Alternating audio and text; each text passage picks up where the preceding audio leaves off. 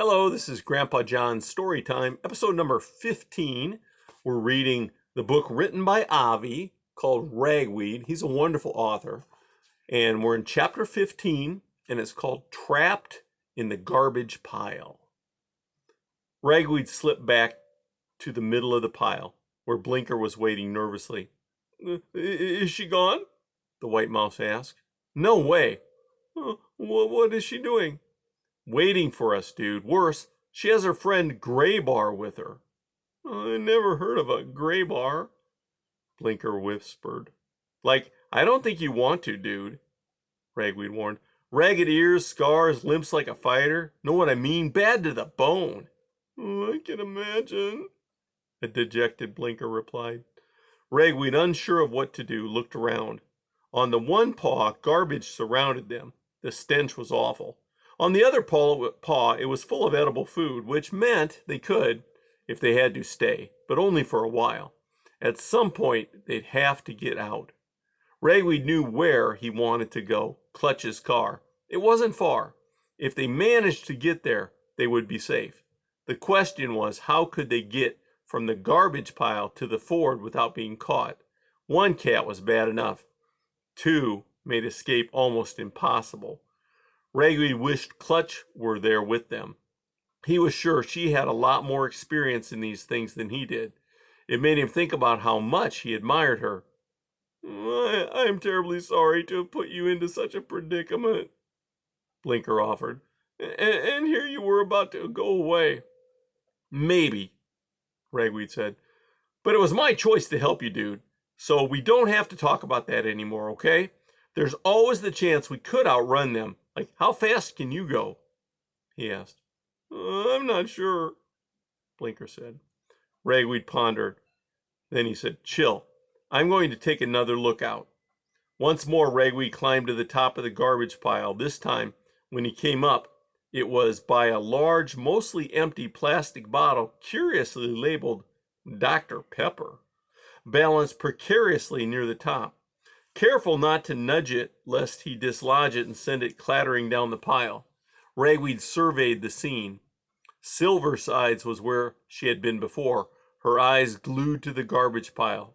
But she was alone again. Ragweed was not ready to celebrate. Instead, he turned and confirmed his own worst fears.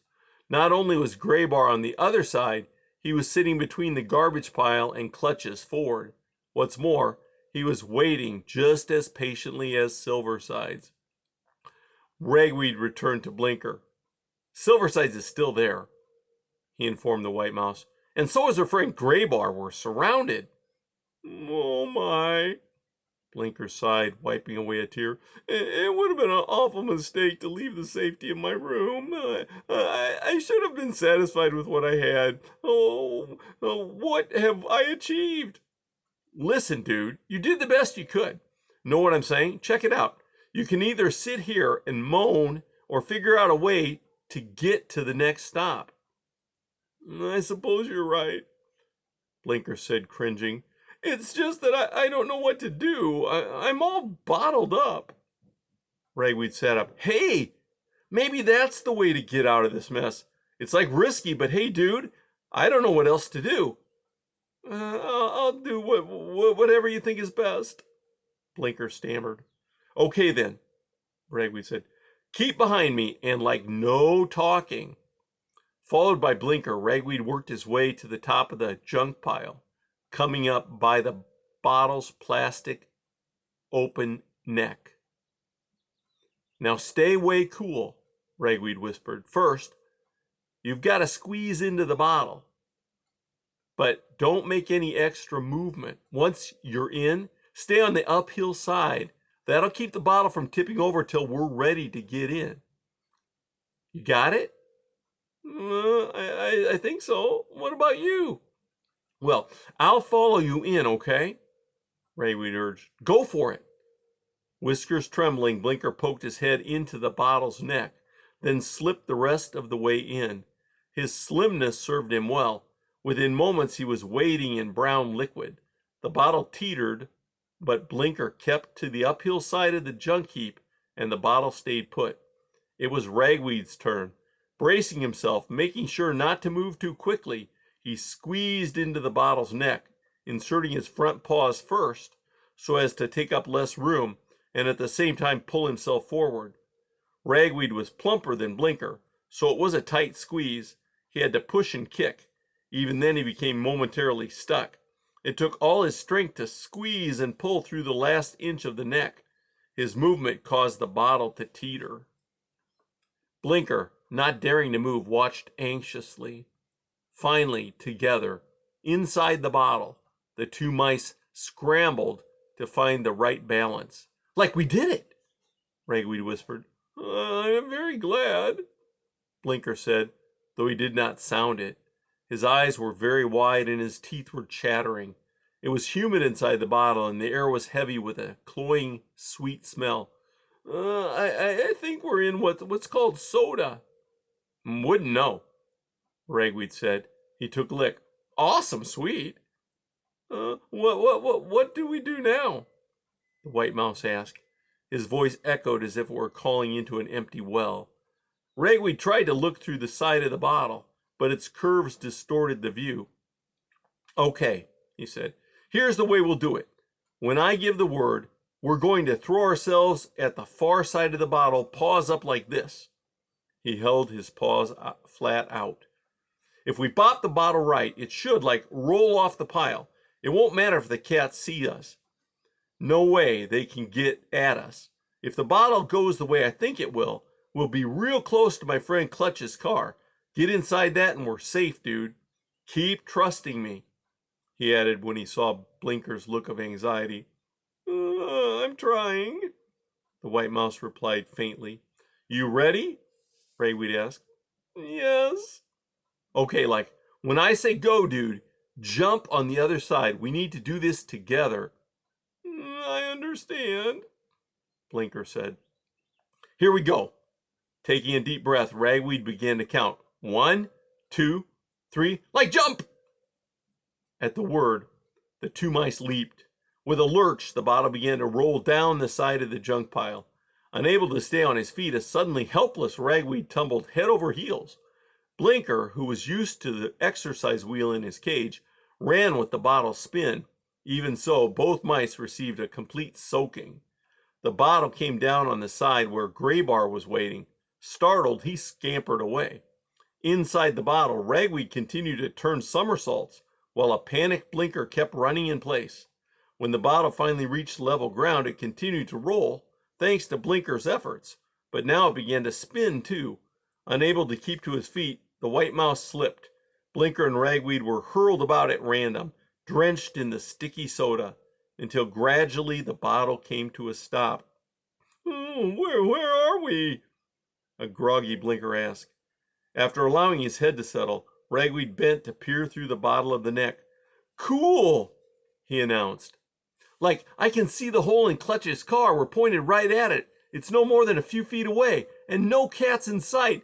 Awesome, easy, Mouse. You did awesome." I did? "Staying on your feet and running gave us some extra energy. Tight. Where'd you learn that trick?" "I run a wheel a lot." "A wheel?" Blinker explained how the wheel in his cage worked. "Weird. Anyway, the rest should be easy. Sweet.